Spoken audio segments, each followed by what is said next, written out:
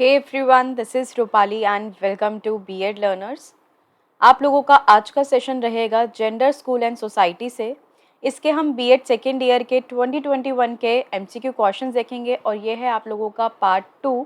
It means कि हम पहले ऑलरेडी पार्ट 1 कवर कर चुके हैं, जिसके अंदर हमने 15 क्वेश्चंस करे थे अपने एमसीक्यू के, क्योंकि आप लोगों का पेपर काफ़ी दूसरी यूनिवर्सिटीज़ का पेपर आपका कुछ 14 अप्रैल से स्टार्टिंग है।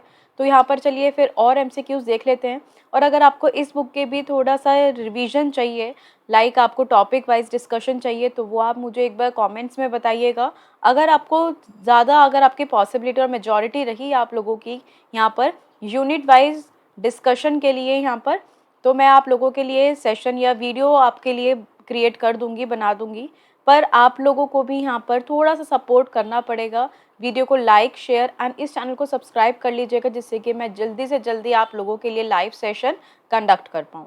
क्लियर? चलिए फिर स्टार्ट करते हैं हम अपना आज का session.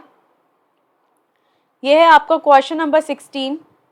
Who said stereotypes are a set of beliefs based on inaccurate or incomplete information that is critically applied to whole group of people? तो ये आप लोगों की एक स्टेटमेंट है, एक टाइप की आप डेफिनेशन समझ सकते हो स्टीरियोटाइप की। तो आपको इस क्वेश्चन में बताना है कि ये स्टेटमेंट किसके द्वारा कही गई है। चार्ल्स बर्ट, स्मिथ, जहोदा या फिर आपका नन ऑफ द अबव। तो अब ये देखिए कि अब ये आपकी ऐसी डेफिनेशंस आपको लर्न करनी पड़ेंगी इसमें से, क्योंकि क्वेश्चंस आपके बन जाते हैं। किसी भी टाइप का क्वेश्चंस आप लोगों से पूछा जा सकता है। तो उसके अंदर आपको बताना है, स्टीरियोटाइप का हमने पढ़ा था। स्टीरियोटाइप क्या होता है, आप लोगों की जो लोग होते हैं उनकी यहाँ पर थिंकिंग होती है कि वो एक पर्टिकुलर यहाँ पर एक स्पेसिफिक सेक्स को लेकर या फिर हम पर्टिकुलर जेंडर सेक्स को लेकर वो अपनी एक थिंकिंग बना लेते हैं। क्या बना लेते हैं? थिंकिंग बना लेते हैं, एक सोच बना लेते हैं उनके बारे में। तो उसी को हम क्या कहा जाता है? स्टीरियोटाइप कहा जाता है। तो चलिए, इसने ये डेफिनेशन जो इसके द्वारा कही गई है वो कौन है? स्मिथ हैं। तो आपको ये लर्न रखना है कि स्टीरियोटाइप एक क्या है? बिलीव्स होते हैं जो जिसके ऊपर बेस्ड होते हैं, वो इनएक्यूरेट भी होते हैं और इनकम्प्लीट इन्फॉर्मेशन के ऊपर बेस्ड होते हैं। और आप उनको अप्लाई करते हो होल ग्रुप पर, कि अगर एक लड़की ऐसी है या एक लड़का ऐसा है तो यहाँ पर उनके लिए पूरे जो भी बाकी जो लड़कियां और लड़के होंगे वो भी ऐसे ही होंगे। तो ये सोच जनरली होती है, बड़े बुजुर्ग की होती है, आज की जनरेशन की तो नहीं, पर फिर भी एक स्टीरियोटाइप पहले से ही चलता आ रहा है आप लोगों का। तो इसका जो आपको लोगों का करेक्ट आंसर है वो है आपका B option. Next, term dash refers to the principle of fairness. अब देखिए, यहाँ पर आपने एक इक्विटी का कॉन्सेप्ट देखा होगा, एक आपने इक्वालिटी का कॉन्सेप्ट देखा होगा। तो आपको इस क्वेश्चन में बताना है कि कौन सी टर्म आपकी प्रिंसिपल ऑफ फेयरनेस के साथ जुड़ी हुई है।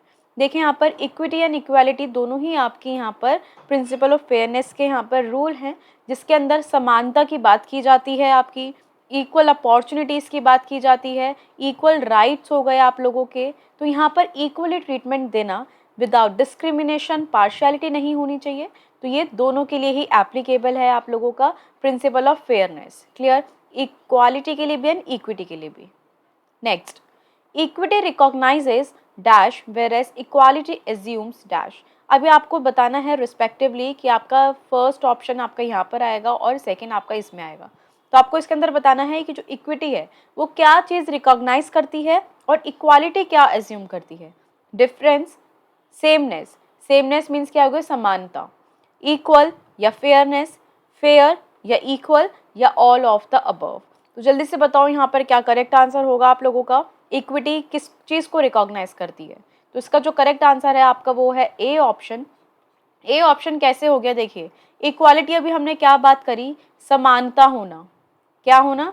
समानता होना। यहाँ पर उसको हम क्या बोलते हैं? इक्वालिटी बोलते हैं। कि यहाँ पर ये जो बॉय है और ये जो आपकी ये गर्ल है, तो ये इन दोनों में कोई भी डिस्क्रिमिनेशन नहीं है, दोनों ही इक्वल हैं, दोनों ही सेम है, दोनों सेक्स।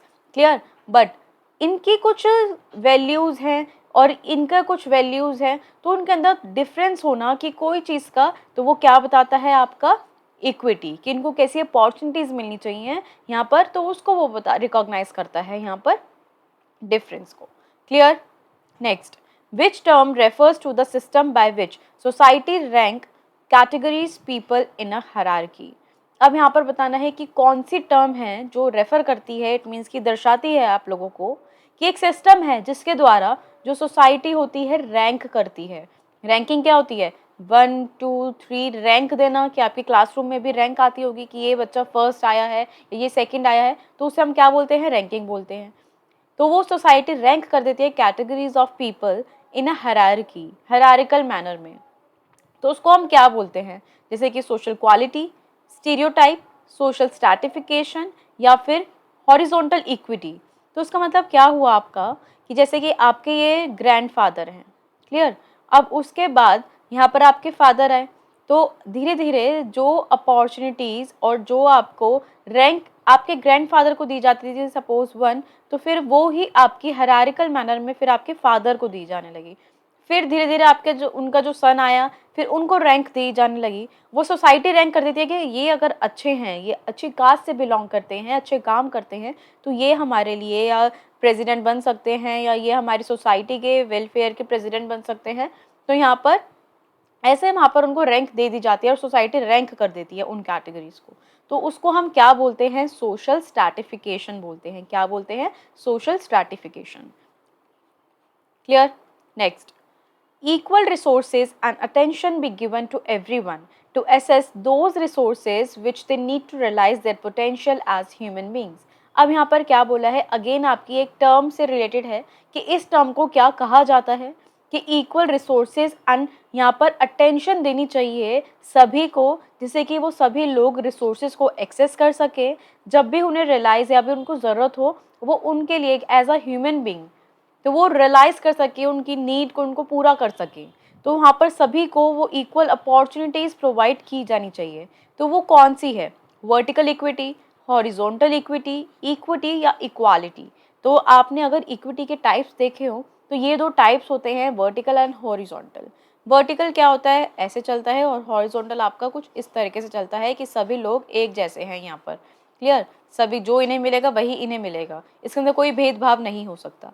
तो यहाँ पर इसका जो करेक्ट आंसर है वो है आप लोगों का बी ऑप्शन।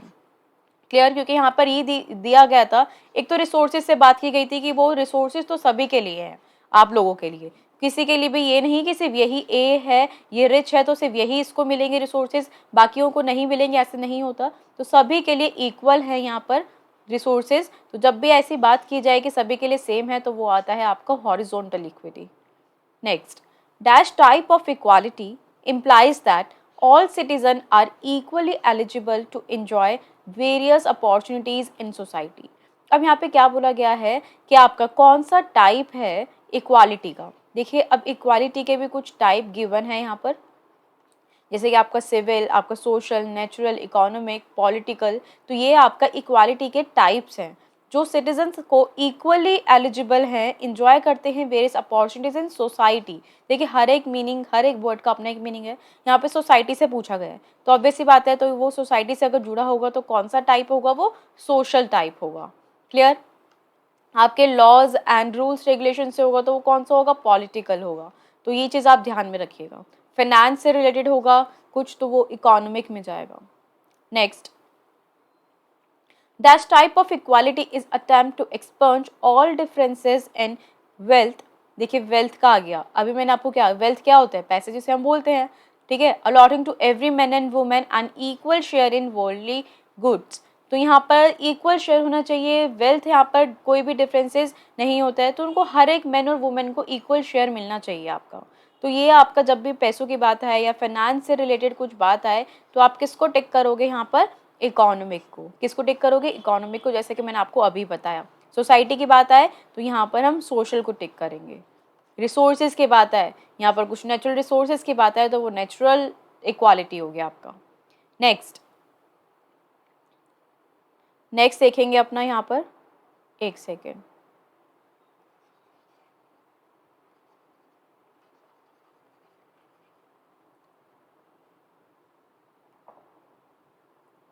एक सेकेंड,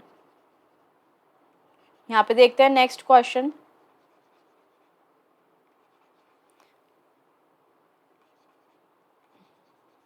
क्वेश्चन नंबर 22।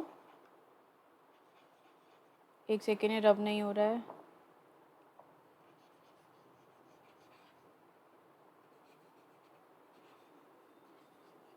चलिए फिर आगे बढ़ते हैं, कोई बात नहीं। क्वेश्चन नंबर 23 देखते हैं अपना। Dash refers to the cultural traits and that are shared by a category of people such as language and national origin। तो वो कौन सा आपका कल्चरल ट्रेट है जैसे कि जो शेयर किया जाता है बहुत सारे ग्रुप ऑफ पीपल में, कैटेगरी ऑफ पीपल में अलग अलग, जैसे कि लैंग्वेज हो गया या नेशनल ओरिजिन हो गया आप लोगों का, तो उसको हम क्या बोलते हैं? एथनिसिटी, सोशल कल्चर, इक्वालिटी या ऑल ऑफ द अबव। तो ये आपको बताना है इसके अंदर क्या होगा क्वेश्चन नंबर 23 का आंसर। चलिए जल्दी से बताइए, क्वेश्चन नंबर 23 का आपको आंसर देना है। यहाँ पर आपका क्या, कौन से टर्म से जाएगा आपका क्वेश्चन नंबर 23? तो देखते हैं इसका जो करेक्ट आंसर है आप लोगों का,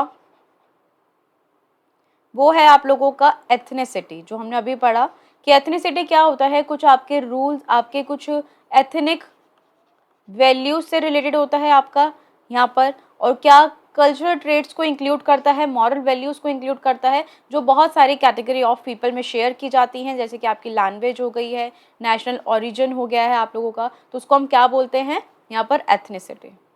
नेक्स्ट देखेंगे क्वेश्चन नंबर 24। एक सेकेंड, ये रबड़ क्यों नहीं हो रहा?